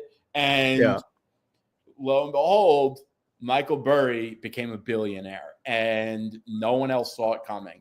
And Christian Bale played Michael Burry. And I have a lot of respect for Michael Burry.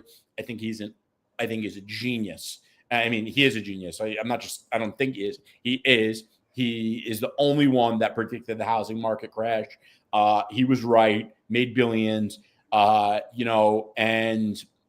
I follow Michael Burry pretty closely, but he is a weird guy. Like, he just is.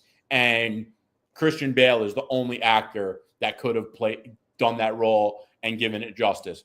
But that movie is amazing. And like, also, the other thing that's good about the movie is if you don't understand like finance and financial services, they do a really good job of explaining it. So, if you're not into that, but like you're kind of interested Do about. you guys see how this dude just went on a this is why this dude is the biggest Christian Bale fan I know.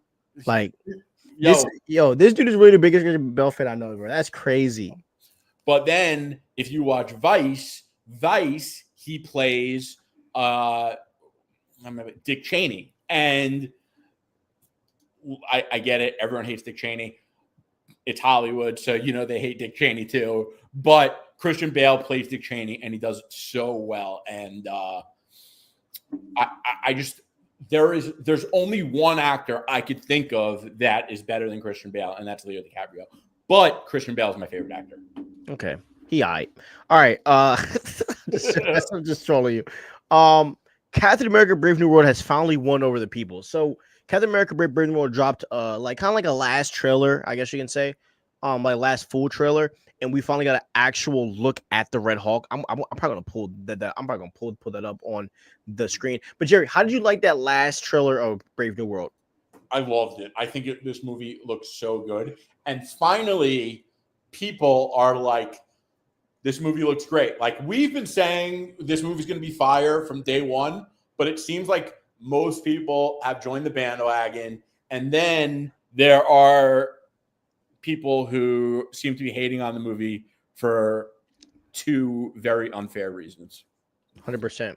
But everyone else who's like normal is like, this movie looks fire. Yeah, I'm trying to pull up that freaking scene where here it is. Oh my God. I'm about to share my screen. I can't wait to see the actual scene, bro, because it's going to look insane. Also, wait, before we do that, do you know what also got me? Hold on, I'm about to share my screen though. This part, bro, that Hawk John, oh my God, bro. Which one? The one where he's standing in fire. He's standing in fire, bro. That's so sick, bro. Sick. But they did sorry, go ahead. You know what I love? That Mark Ruffalo's Hulk was nerfed by default by Harrison Ford. Yeah. Also, hear this. So remember when Isaiah Bradley like just crashes out when Thunderbolt Ross talking? So now we finally know why. His freaking mind was like controlled. What? That's crazy. Yeah, so basically he blacked out. Damn. So are they bringing back the Bucky super soldier thing where like they start to get controlled by people? Like, what is going on? I don't know. That's weird. Yeah. Yo, you know what's crazy? I just read the Winter Soldier arc, the comic. Yeah, bro, how'd you like it? Is so fire. It is so sick. And he basically, like, he tried to kill himself. Like, he couldn't accept what he did as the Winter Soldier, that he tried to kill himself with the Cosmic Cube. What? Yeah, bro. It's much deeper than the movie. That's kind of sad. Yeah. I was about to say something to you, dude, about Captain America. Oh, another thing that I wanted to address, and I know you're gonna have a lot to say about this because I know you. I know you've seen people talk. There's been so much super serum stuff going around. A lot of people have been complaining because of the way that he landed, and they were like, for his legs to be landing at that impact, he has to have the serum. How do you feel about that crap? It's ridiculous, okay? And like, there have been plenty of characters in the MCU that shouldn't have survived this or shouldn't have survived that. Like, the guy's wearing a vibranium suit, okay? And you know who else wears a vibranium suit? T'Challa. You know who doesn't wear a vibranium suit and he wears an iron suit? Iron Man. And people didn't say anything about that. It just seems like people are trying to criticize this movie because they are upset that Sam Wilson is Captain America and it's not Bucky, and it seems to be racial, and it's really not fair. It's kind of gross. And if that's you, check yourself. And if you are like really pissed that I'm saying this, like, that's probably why. Yeah, go to therapy. It's like, bro, come on, man. That stuff is not cool. Like, it's 2024. And also, if you are boycotting this movie because the Israeli superhero Sabra is in this movie, get out of here. That shit is so whack. It's corny. It's corny, bro. It's honestly like, and this is where I have a problem because this is where like people, because it's the same people that are fighting the good fight they claim to be. They claim to be. Like because some of these dudes will in the same breath get mad at like America Chavez, but then you use that same breath to go and trash a black Captain America and Sabra in the movie. And this is what Jerry and I talked about through text. I could care less about what your political opinions are at the fans that complain, but to bring your own crap into a movie is nasty. And I will always call you out on it. And Jerry and I, we were in the Marvel comment section talking to people because it is like you're going to boycott a movie over a character. Yeah, and it's insane. And like there are so many times that I'm like, but like about a certain part of a movie, or I don't boycott it because of that. And I also am not someone who is like inclusion, and then the second someone is included who's Israeli, I'm boycotting the movie. That shit is wicked. It's disgusting. Yeah, it doesn't belong. And it's just so whack. And like exactly. If that's you're pathetic. Yeah, and look, and if you want those shots at us, we stood up for Miss Marvel, clear as day. I stood up for Captain Marvel, Brie Larson. Yep. So I mean, you were talking to a group of consistent men here. You know what I mean? And like we are like, I mean, and Jerry and I share the same heart as in like we don't do that stuff like that all. Like that's where you draw the line. And you said this earlier in the I think you might have said this to me on the phone, or you might have said this on the episode. No one deserves to wear that shield more than that man. 100%. This is a guy that he always did what was right. He was there for Steve Rogers the first time Steve Rogers was on his outs after just meeting him. And like, the dude is Captain America and he flies. Like, that is so sick. And people are complaining about it. And also, I like Bucky too, but Bucky has a wicked past. Like, it made more sense for Sam to be Captain America. Yep. Sam is, and Bucky is kind of still wrestling with himself. And you're going to see Bucky. You're going to see him in Thunderbolts. So, like, I don't know. The whole thing is ridiculous. And, you know, I've seen a lot of people complaining about it. It's like, yeah, it's not fair. And it's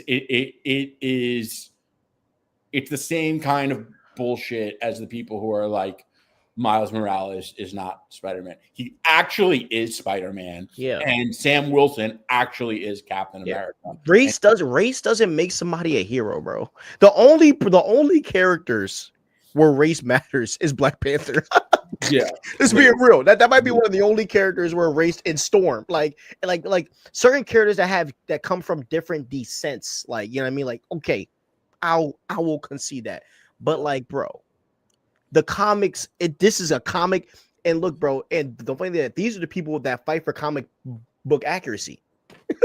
Yeah, come on. You know, the thing about diversity is like, I am not for having a checklist and being like, did we get all of it right? Now, in certain instances, do I think like with the DCU, do I think like they had to look at it and be like, okay, it makes sense to pick Jon Stewart because we want to have, you know, a black superhero prominent in the new DCU. Yeah. Yes.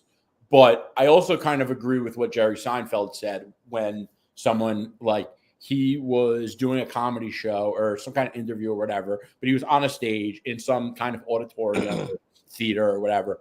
And the guy says to him, you know, how do you feel about your fans? They're mostly white. And Jerry Seinfeld is like, oh, I love this. Here, let's go. What is it? He's like, oh, what are you going to pull out a calculator and make sure my audience in this one theater is, you know, corresponds to the exact mix we have in America? You know, are you punching the numbers?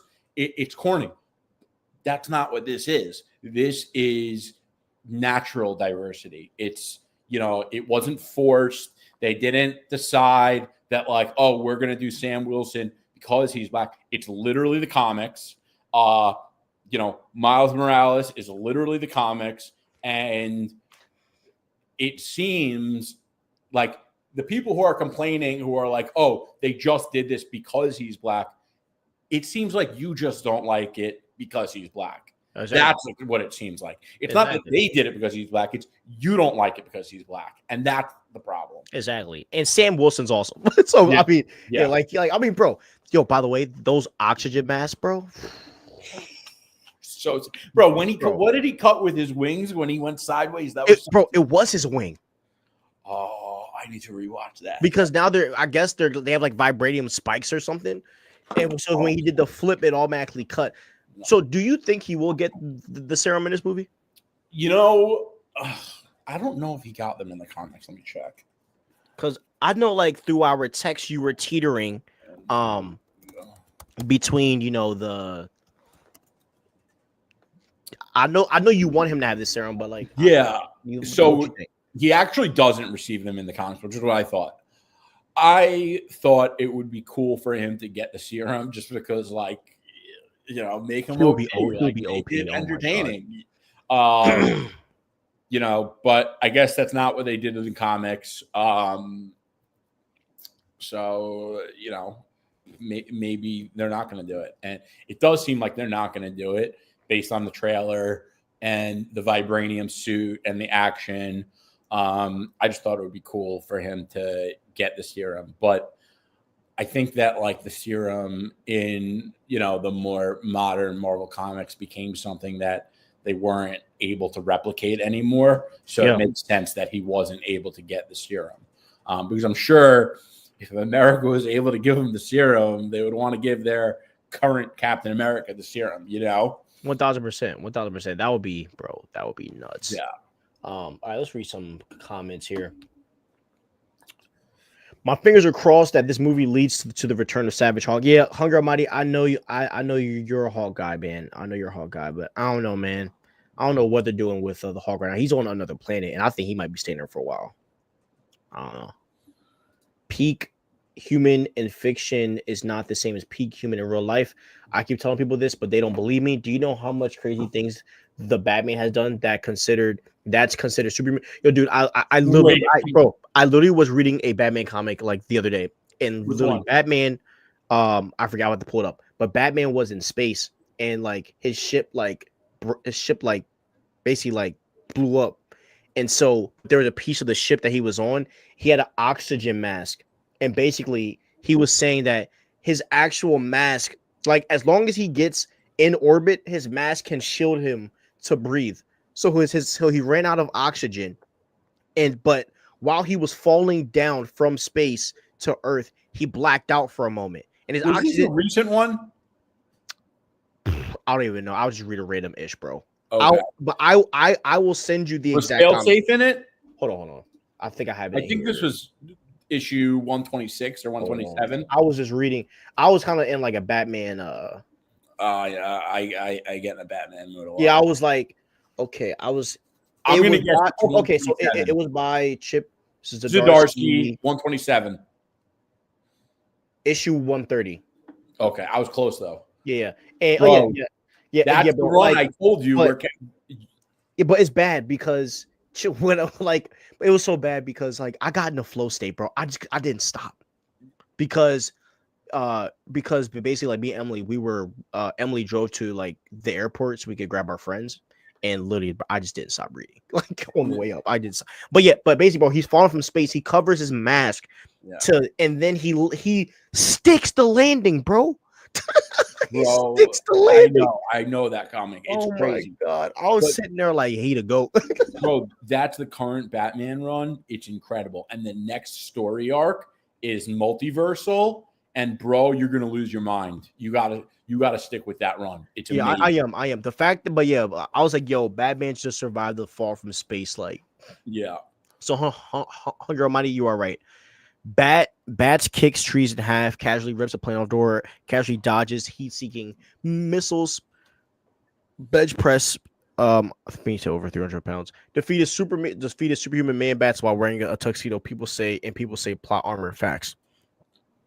And I do have to ask, if the MCU reset is true, and we get a new Iron Man, T'Challa, Hawk, etc., do you think we need a new Steve Rogers, or can they just have Sam take all of Steve's stories?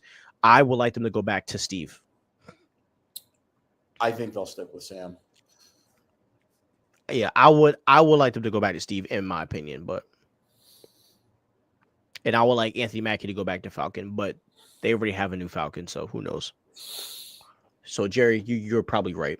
Yeah. But either way, I'm cool. I mean, like, going to make him Captain America and undo it so quickly. Yeah. They're not going to do that. Yeah. And the thing about Steve Rogers too is that we got so much with Steve, bro.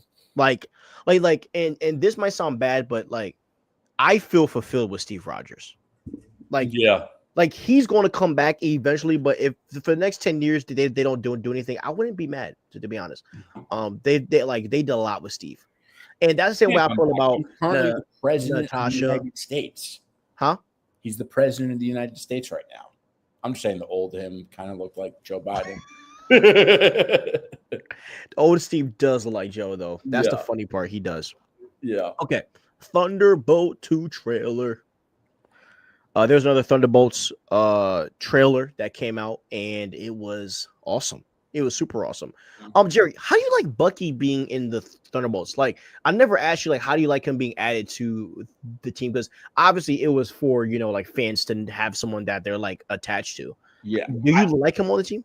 Yeah, I love it. He's my favorite character there. Like, Bucky's the man, bro. Yeah. And I think a lot of the best characters are conflicted in the way, like, Bucky is. And I'm not saying the exact way, but, like, a lot of the best characters or the coolest people have some kind of internal conflict.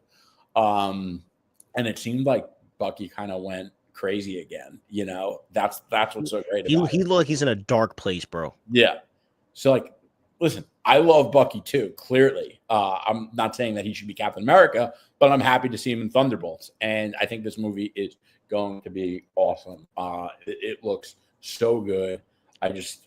Can't wait, bro. So apparently in the trailer, there's a scene where they're all looking up in the air, and apparently Sentry is ripping Ghost apart. Damn, that's crazy. Yeah, so apparently, like, they said Ghost is supposed to check in this movie. I almost wish Sentry wasn't in this movie. I'm just so irritated by the people pretending. I think it'll be cool, though. I am hyped for U.S. Agent, though. U.S. Agent. Yes. Yeah, dude. Yes. The suit is everything for me. I love the suit. Yeah. And the fact that they were, and then did you see when, what's her name? Not, Yelena, when she was like, bro, you were Captain America for like 2 minutes. I was dying, bro. The script is good because that's the perfect line for Yelena, and it's the perfect line to say to U.S. Agent. Yeah, he was like, really, for real? Like, he was like, I was Captain America. They were like, yeah, for 2 minutes. The banter between the team is going to be epic, bro. Do you think this could be a sleeper film, or do you think that this is going to be a sleeper film for next year? Like, because a lot of people think that it's going to be a pretty mediocre film. Do you think this has the potential to like do something big, and not as big as F4 or Captain America, but to be like a sizable? I think it'll break 700, and I don't think it's going to be a sleeper.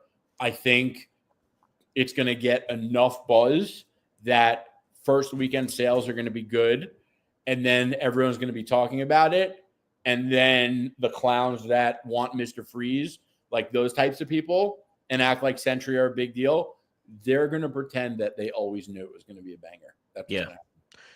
Yes, facts. You're not wrong about that. No. So, would Kingpin being in this movie make you more excited?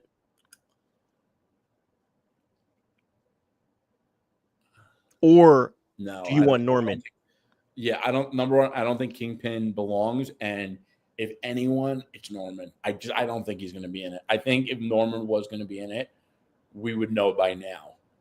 Like, that would be a crazy. It would it would have to come out, and like, Norman is a villain. I just don't see a big team ensemble movie having a surprise. Like if Norman was a hero, I could kind of see that being a surprise. But as a villain in this movie, like it would have came out by now. Yeah, yeah. Because there was that photo of him on the set, but it didn't really go viral, so I don't know how true it is.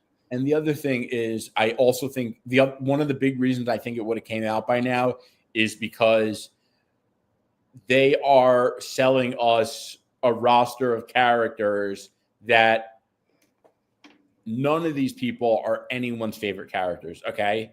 And because of that, if they could say a very popular villain, Norman Osborn, is in the movie, they would want to get that information out to sell tickets. 100%. 100%. All right, let's see. Even though I agree Sentry definitely is an overhyped character, I am excited to see Sentry because I want to see what the MCU is going to do with him. Yeah, bro. I think Sentry's going to be awesome. I think he is. Listen, it could be cool. I just can't stand the people pretending they read comics being like, oh, Sentry's so cool. I love Sentry. I read Sentry. Yeah, right. Okay. How'd you like Absolute Superman? So, Absolute Superman, I thought like the mining aspect was pretty cool, and the heat vision and the suit and the art was really cool. But I don't know. I need to see him in Kansas. I don't know. He did go to Kansas like at the end of it. So, I don't know. I don't think the world building, and maybe because he only went to Kansas at like the very end, but Absolute Batman set the bar so high for me that Absolute Superman was like, it was good. It's a good comic. But Absolute Batman absolutely stole the show for me with the Absolutes. I mean, what did you think? Like, I feel like everyone. I think the concept of Krypton was very intriguing. It's very different because because usually like Krypton is like a technological advanced type of thing. They went another route, as you said, with the mining. I thought it was very cool, and how like they did kind of like correlations with Superman. Like I work on my hands type. I thought that was all awesome. Yeah. Gave me like a industrial revolution type vibe. You know what I mean? Like back in like the old school days. Yeah. But I didn't like. I wasn't the biggest fan, and this is what I think, bro. I think that when it ramps up, like there's gonna be a point where it's fire when everything's ramped up, but it felt too clunky. Like it was too slow, and when you read Absolute Batman, you're going right into the mess. You're going right in. Like Absolute Batman is giving me action first, plot later. You know what I mean? And sometimes you have to do that because the action pulls you in. Yeah, and like what I've liked is like, and this kind of the pattern I've seen. Like when I read the Batman Court of Owls, you can take your time with that. Give me all the lore, you know what I mean? And there's obviously good action beats, but they do spend a lot of time just building up the Court of Owls. But you're intrigued because you're like, what is this secret society? Right. Fantastic Four. When I read Hickman's run. Now I'm reading Avengers, which you are right. Avengers is everything. I don't even understand why I didn't read it first. But anyway, I told you. Make sure you get the reading order right because you're supposed to read Avengers and New Avengers. So on the Marvel app, it's all in order. But yeah, I literally just started 2 years ago. Don't get why I didn't start with that first. Anyways, but I wasn't kidding when I told you it is the greatest comic book run of all time. Yeah, it's fire. But yeah, like Court of Owls, like they give us the opportunity, like, okay, but with Absolute Superman, it's like you're introducing us to this new universe. You got to give me like just gruesome action, man. Like all this Kryptonian stuff is cool, but maybe do that in like issue number 4 or 5. Like, also, thrust us into the world that he's in right now. That's why I didn't like oppressed thing. It's like, we live in America, bro. Yeah.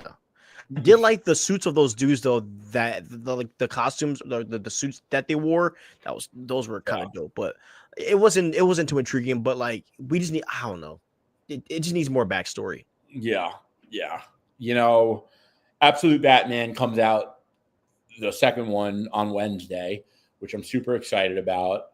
The last Ultimates issue was crazy. I mean, this Hulk, like who did he punch? I forget who he punched, but he punched someone, and his one punch was the strength of 15 Hiroshimas.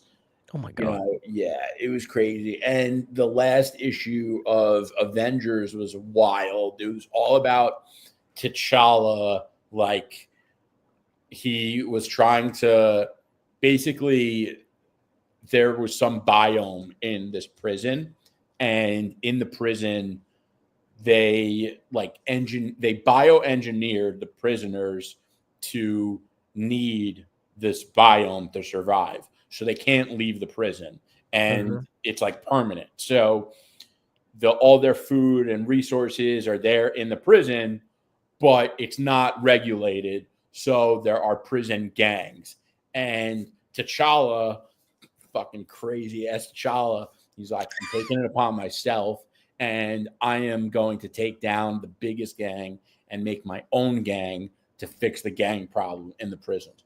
And it is sick. This current Avengers run is crazy. The current X-Men run, also crazy. Kind of like what I was talking about before. They are there's like a group of villains out there that figured out a way to activate the mutant gene in humans, so they're creating their own mutants. That's very interesting. Yeah. Dude, everything is crazy. Wolverine Revenge, Wolverine. You're reading a lot right now, bro. I'm reading so much; it's like hard to keep up. And then I'm also reading the Ed Brubaker Captain America. Did you finish Green Arrow? No, I'm a couple issues off, but the new one coming out this week, so I'm going to pick that back up again. I kind of put DC down for a bit, but the Chip Zdarsky run of Batman that you just opened up is incredible. He's on the final arc of that now. Yeah, it just came out last week. Yeah, and the Court of Owls have like this new head of the Court of Owls who's kind of involved in this new murder mystery they have. Yeah, it's super cool. Chip Zdarsky is one of the best writers in the game. Oh, but off rip, one of the best Batman writers ever. Yeah. He also wrote my second favorite Spider-Man run. He did Spider-Man 2? Yeah, bro. His Spider-Man run is Yo, what is it? Insane. I want to read it. Called The Spectacular Spider-Man. I'll send it to you. Okay, but I'll check it out. I'll send you the app link too, so you can open it up. Perfect. Yeah, bro. It was a big deal when DC announced that he was doing Batman, because you know what else he's done, which is one of the best? He's also done 2 Daredevil runs. Really? And Devil's Reign was him too. Yeah. I know that. I know that. Yeah. Bro, he's like, he might even be in my top 5, like might even be number 3. He's incredible. Because you're number 1 Takeman, right? Yeah. There's just, once you read that Avengers run, you will see like there's just no one else that does stories. Yeah. I feel you. So, Bet. Yeah. Bet. Well, all right, y'all. We're gonna end the episode here, man. We hope that you guys enjoyed Penguin. We really enjoyed covering that with you guys. Now we gotta wait 2 years for the Batman. That's gonna suck. But we hope you guys enjoyed just our covering of this show, because we sure enjoyed it. So hope you guys have a good night. Like, subscribe, or ring the notification bell, and peace out, y'all. Peace.